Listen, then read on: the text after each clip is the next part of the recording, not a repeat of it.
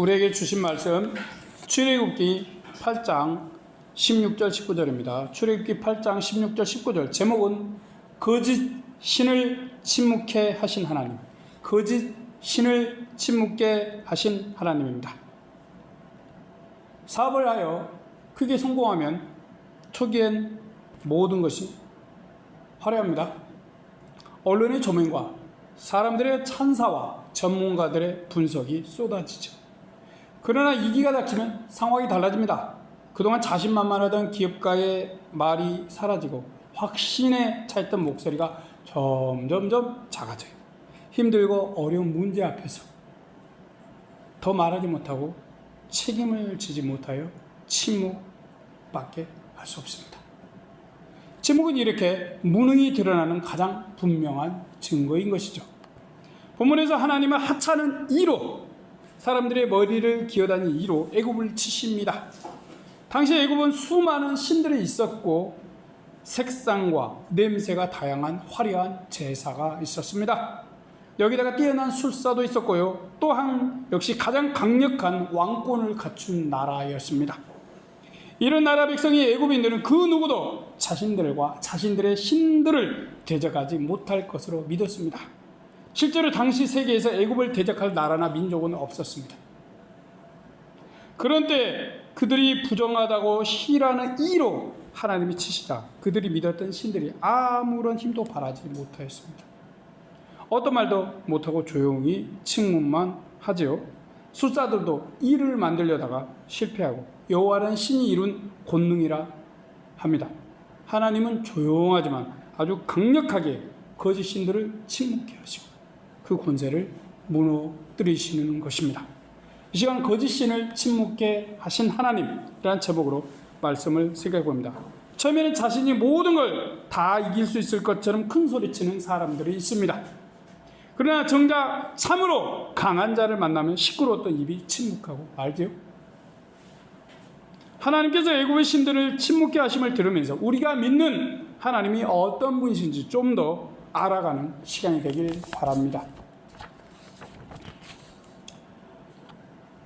이전에 하나님은 풍요와 다산의 신 개구리로 애굽을 치신다고 먼저 경고하셨습니다. 이때는 하나님의 경고가 있었어요. 그런데 이번에 드러나는 재앙에는 하나님의 예고가 없습니다. 16절입니다. 여호와께서 모세에게 이르시되 아론에게 명하기를 내 지팡이를 들어 땅에 티끌을 치라 하라. 그것이 애굽 온 땅에서 이가 되리라. 네, 하나님은 당신의 특별한 뜻에 따라 바로에게 침묵하십니다. 침묵은 금이라고 했나요? 말씀대로 아론이 지팡이로 땅에 티끌을 쳤습니다. 그러자 놀랍게도 그 작은 흙 알갱이들이 모두 다 이가 되었습니다. 역사상 가장 많은 이때가 등장합니다. 17절입니다. 그들이 그대로 행할새 아론이 지팡이를 잡고 손을 들어 땅에 티끌을 치매 애굽 온 땅에 티끌이 다 이가 되어 사람과 생축에게 오르니. 이는 애굽에서 단순한 벌레, 작은 곤충이 아니에요. 그것은 부정한 존재 자체입니다. 부정한 이가 애굽 온 땅을 공격하죠. 생각만 해도 간지러운 것 같아요. 사람들에게 이가 오르고 소와 말 같은 짐승에게도 이가 다 달라붙습니다. 사람들도 동물들도 이로 인해 고통스러워하며 최대한 박박 긁어서 아픔과 고통을 피하고자 합니다. 여기서 왜 하나님은 하찮은 이로 애굽을 치셨을까요? 당시 이는 애굽의 신들의 제사와 제물에 있어서는 안 되는 매우 부정한 것이었어요. 그러기에 이가 붙은 자들은 자신들의 신 앞에 나갈 수가 없었습니다. 이 까닭으로 제사장들이 이가 몸에 있으면 제사를 드릴 수가 없었어요. 애굽의 신들을 하나님이 공격하신 것이죠. 아주 재밌습니다. 이제 소위 신이라 하는 그 자들은 하나님께 항의든 뭐든 해야 해요. 그가 신이라면 큰 목소리를 발하고 우레라도 쳐서 쾅쾅 하나님을 무너뜨려야 합니다. 바로 하나님께서 애굽의 신들을 향해 정면으로 강한 도전을 던졌기 때문입니다.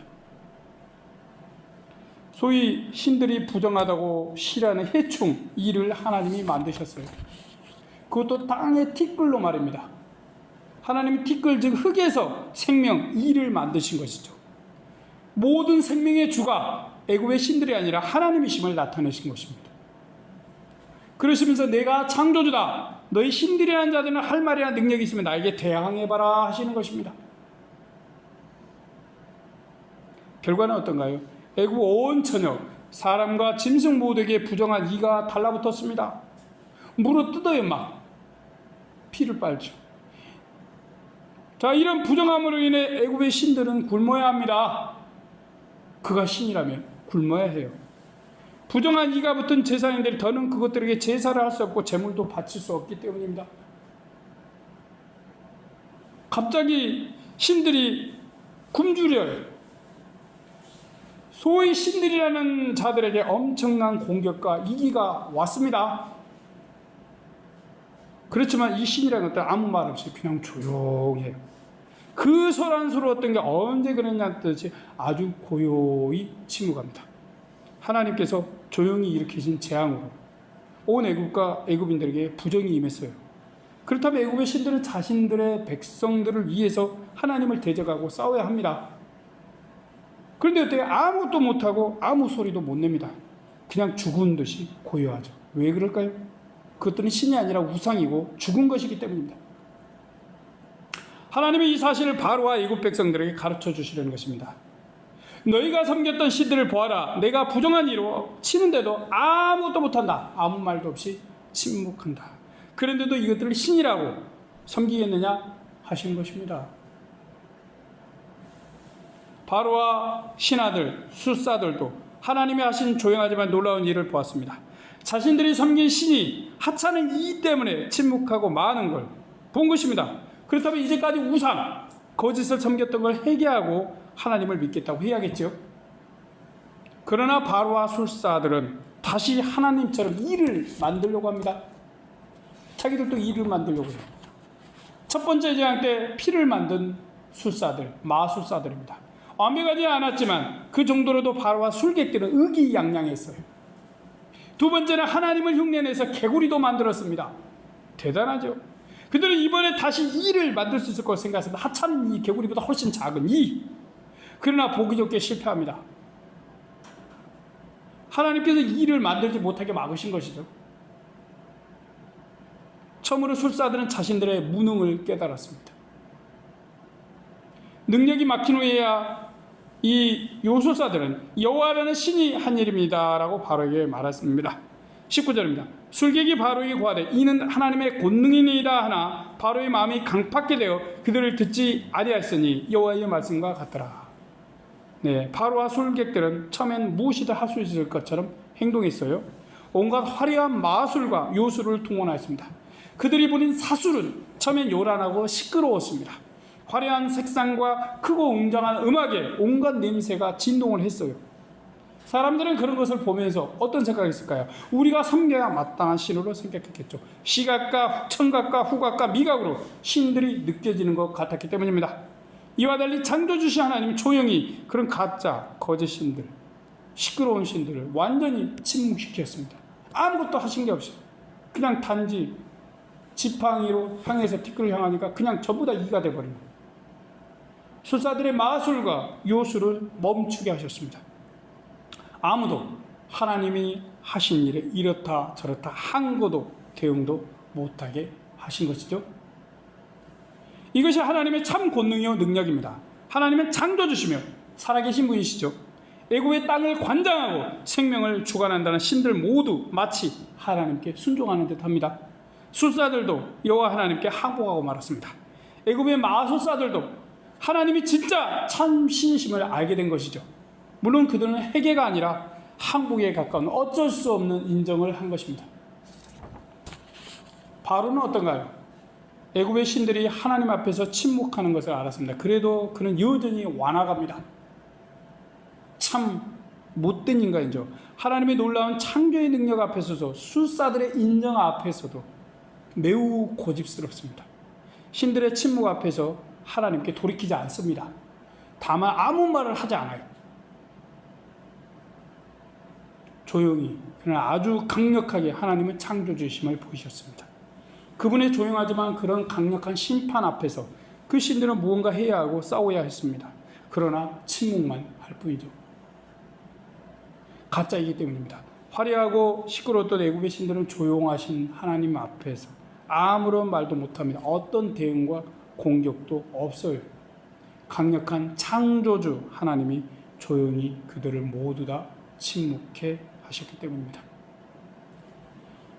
첫 번째, 두 번째와 달리 하나님은 조용히 애굽과 그 신들에게 재앙을 내리셨습니다. 애굽의 신들은 하나님께 당하면서 조용해졌어요. 그것은 애굽인들이 믿었던 신과 신이라 우기던 것들이 모두 다 뭐예요? 가짜였기 때문입니다. 그것은 신이 아닌 하나님의 만든 피조계의 그냥 일부분입니다. 또한 자연 현상을 신격화한 것이죠.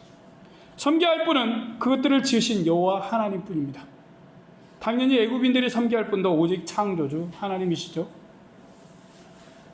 우리는 애굽인들이 섬겼던 그런 우상과 거짓을 섬기지 않습니다. 대신 다른 것들을 자신도 모르게 섬기는 경우가 있어요. 자동차를 새로 샀다고 제사를 하는 이들을 봅니다. 자동차 앞에서. 그 제사의 대상은 정말 불분명합니다. 그래도 무언가 불안해서 혹은 차 사고가 없길 바라서 그렇게 하는 것 같습니다. 또한 집을 짓고 큰 건물을 건축했을 때 음식을 준비하여 제를 합니다. 그렇게 하는 이들 중 대부분 신을 믿지 않아요. 그런데 막연히 그런 행위를 합니다.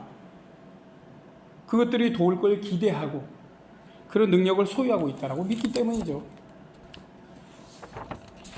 그런데 오늘 본문은 우리에게 소위 신이라는 것들이 어때요? 위기나 어려움 앞에서 어떻게 되는지 잘 보여주고 있습니다. 애굽의 신들은 이를 싫어했습니다. 이는 부정한 것이고 그 신들에게 다가와서는 안 되는 것이었어요. 그래서 그 신들의 제사장들도 이가 있으면 제사, 제물을 올릴 수가 없었습니다. 그런데 하나님이 그들에게 이라는 해충으로 부정케 하는데도 아무것도 하지 못합니다. 사소하고 작아 보인 하찮은 이로 그 대단하다는 신들을 하나님이 공격하셨습니다.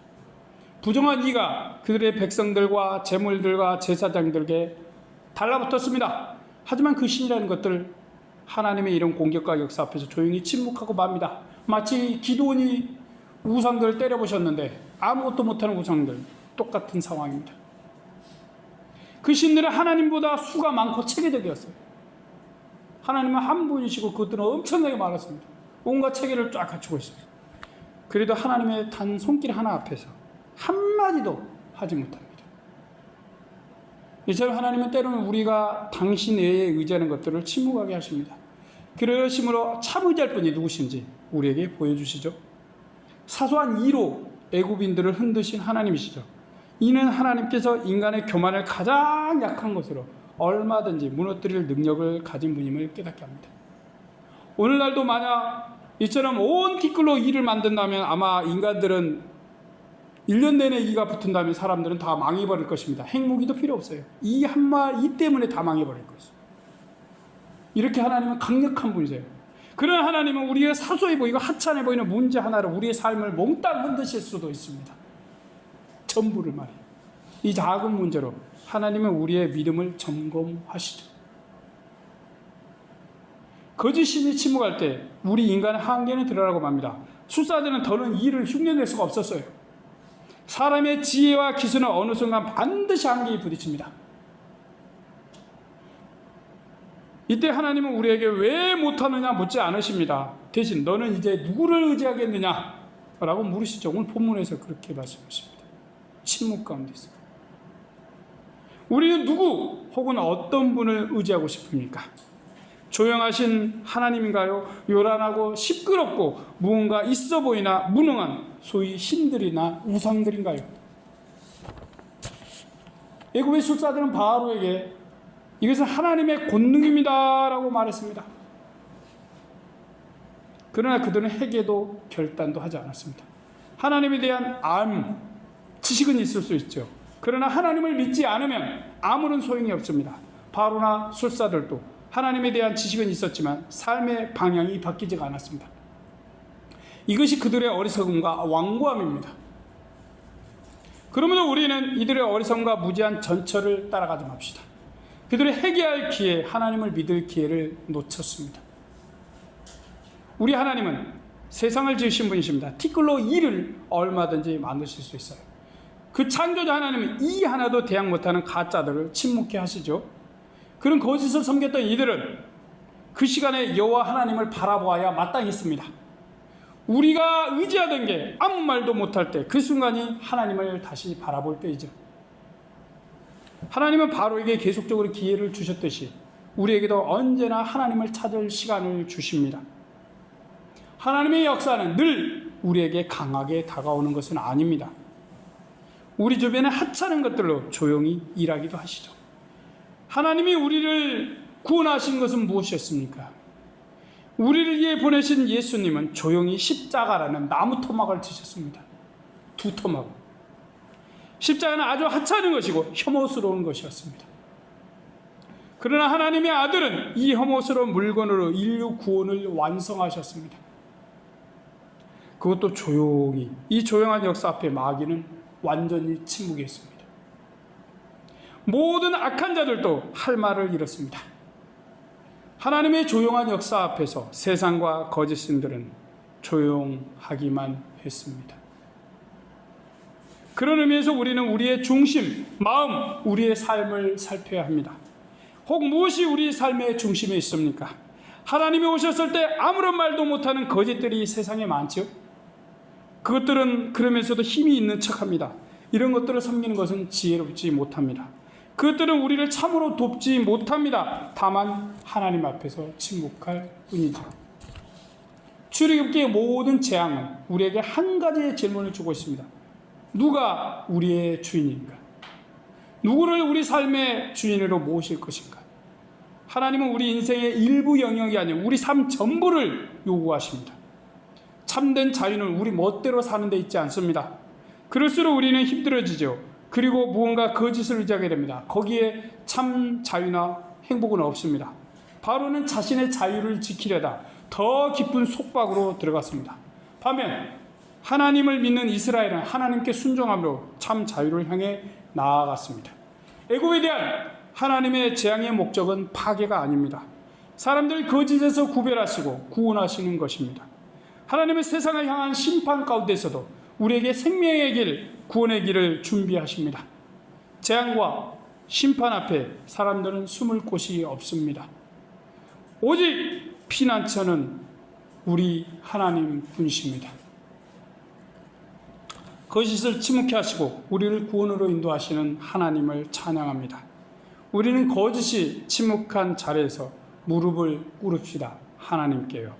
우리의 삶에서 의지하던 게 침묵게 된다면 더 이상 그것들을 붙잡지 마십시오. 그 자리에 우리 하나님을 모으십시오.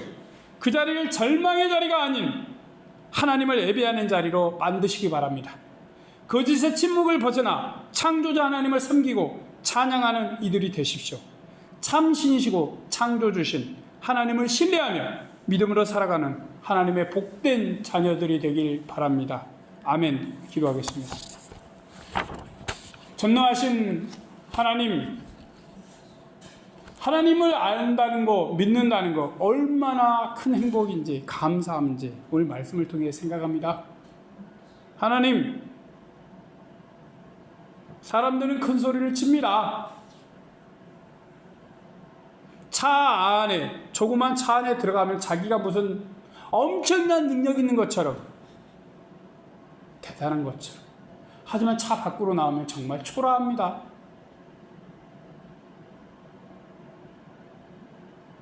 스스로 강하다라고, 힘있다라고 생각하고, 돈이 많이 있으면, 어떤 큰 권력의 원료가 있으면, 뭐라도 좀 인기를 얻고 유명해지면 자신이 뭔가 대단한 것처럼 의기양양해지는 경우가 많습니다. 하지만 그들에게 하나님이 없으면 아무 소용이 없습니다. 그들이 믿고 의지하던 것들, 하나님을 만나면 아무런 힘을 발휘하지 못하고 조용히 침묵이 선택이 됩니다. 언제나 우리를 사랑하신 하나님, 모든 거짓과 우상과 찬란한 것들을 침묵케 하시고 영광을 받으신 하나님, 그 영광을 우리에게도 나눠주시는 것이 얼마나 큰 은혜인지 감사합니다. 전능하신 하나님, 오늘도 하나님을 의지하고 소망하고 믿음으로 나갑니다. 주님, 우리를 굽어 살펴주시고 인도하여 주십시오. 우리가 거짓인, 우상이 아닌 우리 하나님을 믿고 의지하며 찬양하는 자들 되게 도와주시옵소서. 감사하며 우리 구주 예수님의 이름으로 기도드립니다. 아멘.